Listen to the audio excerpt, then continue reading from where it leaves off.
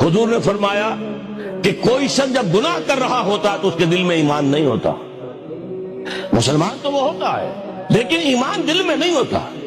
لا یزنی الزانی حین یزنی وہو مومن، کوئی زانی حالت ایمان میں زنا نہیں کر سکتا. ولا یسرق السارق حین یسرق وہو مومن، کوئی چور حالت ایمان میں چوری نہیں کر سکتا.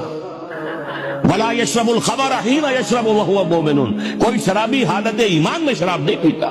ایمان بھی ہو پھر بھی گناہ ہو جائے، پھر ایمان کی کیا قدر و قیمت ہے؟ ایمان نہیں ہوتا اس وقت، تبھی وہ گناہ کرتا ہے.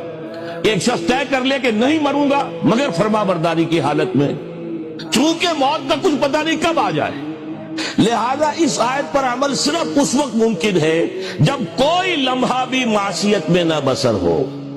تب یہ ہے کہ آپ کہہ سکتے ہیں کہ نہیں مروں گا مگر حالت فرما برداری میں. اس پر عمل کرنا کوئی آسان کام نہیں ہے.